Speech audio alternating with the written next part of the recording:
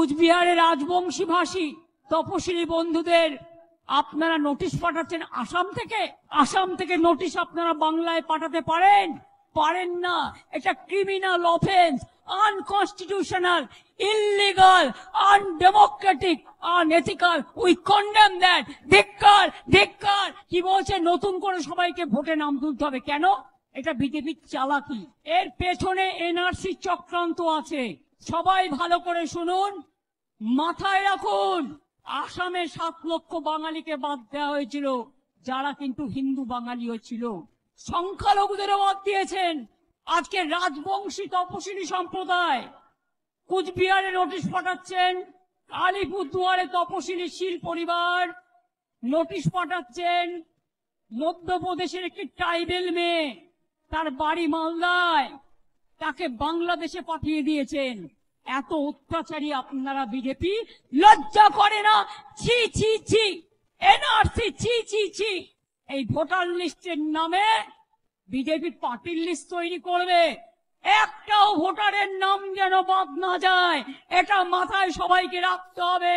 ভুলে যান পার্টি, ভুলে যান রাজনৈতিক দল, আপনার ঠিকানা আপনাকে রক্ষা করতে হবে।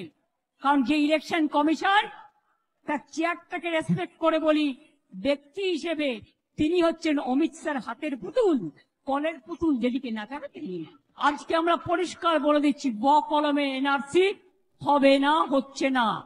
এনআরসি মানি না, মানুষের অধিকার কেড়ে নেওয়া মানি না। রক্ত দেব, কলিজা দেব, কিন্তু বিনা যুদ্ধে 1 ইঞ্চি জমি আমরা ছাড়বো না।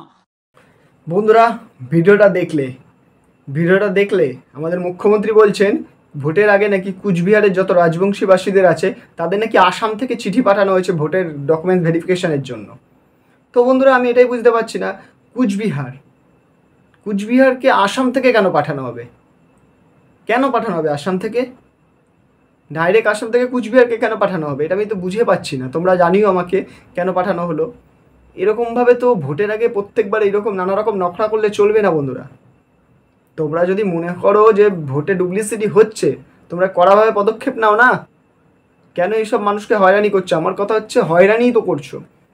আজকে আমি মানলাম কোনো প্রবলেম হবে না, ডকুমেন্টস পেয়ে যাবে। যারা দিন আনে দিন খায়, বা একটা অফিসিয়ালি জব করে বা কোনো কিছু কাজ করে খায়, যারা চাকুরিজীবী, তারা ওই যে একটা ডেট দেওয়া হবে, ওই ডেটে চাকরি কামাই করে আসবে, হয়রানি হবে তার। সে কাজ করতে একদিন কাজে যাবে না, তার পয়সা কাটা যাবে, সব ক্ষেত্রেই সবারই। কিন্তু তাকে ওখানে যেতে হবে বাধ্যতামূলক, নাহলে আবার রোহিঙ্গা বলে তাড়িয়ে দেবে। তো বলবে, এই দেখো চেক করতে, ডকুমেন্টস ভেরিফিকেশন করতে আসেনি, রোহিঙ্গা আছে, তাড়িয়ে দাও মালটাকে, ডাইরেক্ট ডিটেনশন ক্যাম্পে পাঠিয়ে দেবে। এরকমও তো জ্বালা আছে। তো মানুষটা একটা অতি সাধারণ আমাদের মতন মানুষ, আমরা চাকরি কামাই করে, কাজবাজ কামাই করে আমরা যাবো ওই লাইনে দাঁড়াতে SIR এর জন্য, documents verification. By any chance আমাদের যদি মাইনের কাজটা ছুটি না দেয়, তখন কি হবে? তার মানে ওই যেটা বললাম, রোহিঙ্গা আমরা, যে আসতে পারিনি, ইচ্ছা করে আসিনি। আর যদি ছুটি দিয়েও দেয়, আমাদের তো মাইনাটা কাটবে সরকার। প্রাইভেট সেক্টর তো আমাদের সরকারের ঠেকানি বসে নেই যে সরকার ডেকেছে তাই জন্য ছুটি মাইনা দিতেই হবে। একটা গরিব মানুষের, আমাদের মতন মধ্যবিত্ত মানুষদের যদি একটা দিনে মাইনা কামাই যায়, ওই টাকা কাটা যায়, তাহলে আমাদের কতটা অসুবিধা হতে পারে ধারণা আছে? দরকার তো আপনাদের, আমাদের দরকার নেই তো। আপনাদের মনে হচ্ছে তো ভুয়ো ভোট হচ্ছে, তাই না? আমার তো পার্সোনালি মনে হয় ভুয়ো ভোট আপনাদের হচ্ছে। আপনারা চেক করে নিন না, আপনারা নিজেরা চেক করে নিন। আপনারা যেমন কি বলবো, আধার কার্ড প্যান কার্ড লিঙ্ক করিয়ে আমাদের ব্যাংক ব্যালেন্স কত আছে সেটা অনলাইনে চেক করে নিতে পারছেন, এটাও কোনোভাবে কোনো পদ্ধতিতে চেক করে নিন না। কেন মানুষকে হয়রানি করাবেন? আমার তো পার্সোনালি মনে হয় এটাই। এই যে মানুষগুলোকে আসাম থেকে চিঠি পাঠানো হচ্ছে কেন? ওই যে একটু আগে এক্ষুনি দেখলাম একটা মমতা ব্যানার্জি বললেন কি 7 লক্ষ লোককে নাকি ডকুমেন্টস নিয়ে ঝামেলায় ফেলা হচ্ছে, সোজা কথা বলতে চাইলেন। তো বন্ধুরা, এগুলো কি ঠিক? তোমরাই বলো, এগুলো কি ঠিক? কেন একটা অতি সাধারণ মানুষের পিছনেই তো লাগা হচ্ছে নাকি? এটা তো পিছনেই লাগা, ডকুমেন্টস নিয়ে হয়রানি করানো, এই আনো ওই আনো। কী করে পাবে একটা 50 বছরের, যার বয়স 40-45 বছর, সে তার বাবার আধার কার্ড, তার বাবার বার্থ সার্টিফিকেট কোথা থেকে পাবে? 50-60 তো বাদই দাও। তো আপনার ধরুন একটা ছেলের বয়স 30-35, তার বাবা মানে অন্তত 70, কম হলেও 60 তো বয়স। 60 বছর আগে তখনকার দিনে অত ডকুমেন্টস থাকতো না গরিব সবার কাছে, বার্থ সার্টিফিকেট। যারা তখনকার দিনে অর্ধেক বাড়িতেই জন্মগ্রহণ করতো, তারা ডকুমেন্টসগুলো কোথা থেকে পাবে? আমার কিন্তু এই কোশ্চেনটা রয়ে গেল, তারা ডকুমেন্টসগুলো কোথা থেকে পাবে? যদি বার্থ সার্টিফিকেটটাই ভ্যালিড করা হয় একমাত্র, তবে অন্যান্য ডকুমেন্টস তো আছেই সবার কাছে, Aadhaar card, voter card, PAN card, ration card, কিন্তু বার্থ সার্টিফিকেটটা তো জন্মের সময় পাওয়া যায়। তো জন্মটা যদি বাড়িতে হয়ে থাকে তারা ডকুমেন্টসটা দেবে কোথা থেকে? আমার এই প্রশ্নটা রইল সবার কাছে, তোমাদের কাছে, তোমরা জানিও বন্ধুরা তোমাদের কি মতামত এই ব্যাপারে। আমার তো পার্সোনালি এই দাবিটা একদমই ভালো ঠেকেনি। তোমাদের দরকার তো, মানে দাবিটা ঠিক আছে, কিন্তু তোমাদের দরকার তোমরা ঠিক করে নাও, আমাদের দরকার নেই ওটা। আর তোমরা এখন বললেই বলবে বন্ধুরা যে কেন আমাদের দরকার নেই, আমাদেরও তো দরকার আছে, এই রোহিঙ্গাগুলো ছড়িয়ে যাচ্ছে, সংখ্যালঘুদের অত্যাচার কী হারে বেড়েছে। সংখ্যালঘুদের অত্যাচার বেড়েছে কি আমাদের জন্য, রোহিঙ্গাদের জন্য? সংখ্যালঘু কি আগে আমাদের রাজ্যে ছিল না? আগে ছিল না?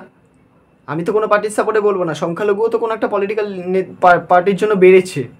তো তোমরা তাদের সাথে বুঝে নাও না, আম পাবলিককে কেন হয়রানি করাবে? হ্যাঁ, এবার তোমরা বলবে এটা তো যে ইললজিক্যাল দাদা কথা বলছে, তাদের সাথে কী করে বুঝে নেবে? তাদের সাথেই তো বুঝতে হবে, আমরা তো ভোট দিয়েছি। হ্যাঁ, এটাও বলবে যে আমরা তো তোমরা তোমাদের মতন লোকই দাদা ভোট দিয়ে নিয়ে এসছে। সেটা পরের কথা, সেটা কিন্তু পরের কথা। ভোট দিয়ে নিয়ে এসছি, মানুষ কিন্তু দোকানে জামা কাপড় পছন্দ হলে কিনে আনে, কিন্তু কোনো গ্যারান্টি দিয়ে মানুষ বলতে পারে সে জামাটা এক ধোয়াতে রং উঠে যাবে কি না? তুমি বলতে পারবে? বা তুমি এটা বলতে পারবে যে তোমার জামার বোতামটা ছিঁড়ে যাবেই কি যাবে না, প্যান্টের চেনটা কেটে যাবেই কি যাবে না 1 মাসের মধ্যে? বলতে পারবে? আনো না, ভালো ভালো ব্র্যান্ডও অনেক সময় খারাপ বেরিয়ে যায়, তাই বলে কি ব্র্যান্ডের দোষ ওটা? হতে পারে, ডিসপুট হতেই পারে, ড্যামেজ হতেই পারে, সেটা তো আমাদের দোষ নয়। সেটা আমরা টাকা দিয়ে কিনে এনেছি বলে যে আমাদেরই দোষ, আমরা দেখে নিয়ে এসেছি, তোমরা তো নিজে বাছাই করে নিয়ে এসছো, এবার বোঝো ঠেলা। না দাদা, আমাদের দোষ নয় ওটা, পার্সোনালি আমাদের দোষ নয়। তো যাই হোক বন্ধুরা, তোমাদের কি মতামত এই ব্যাপারে? এই যে আসাম থেকে কুচবিহারে যে চিঠি পাঠানো হয়েছে, এটা কি ঠিক করা হয়েছে? এটা কি ঠিক করছে? আর এই ভোটের আগে যেই অত্যাচার, মানে এই অন্যায় অবিচারগুলো করা হচ্ছে, এগুলো কি ঠিক করা হচ্ছে? মানুষকে অতি ব্যস্ত করা, মানুষের কাজবাজ থেকে তাড়াহুড়ো করে বেরিয়ে এসে এই লাইনে দাঁড়ানো, হ্যানা তারা নানা রকম, বা বাড়িতে এসে যদি কাজ করা হয় তাও তো তাকে যদি লাগে তখন কি করবে? মানুষ কাজ কামাই করে বসে থাকবে? তো বন্ধুরা জানাও তোমরা তোমাদের কি মতামত এই ব্যাপারে, কমেন্টে জানিও আমাকে, আমি সেই বুঝে তোমাদের মতামতের উপর রিপ্লাই দিয়ে তোমাদেরকে জানাবো। দেখা হচ্ছে পরের ভিডিওতে।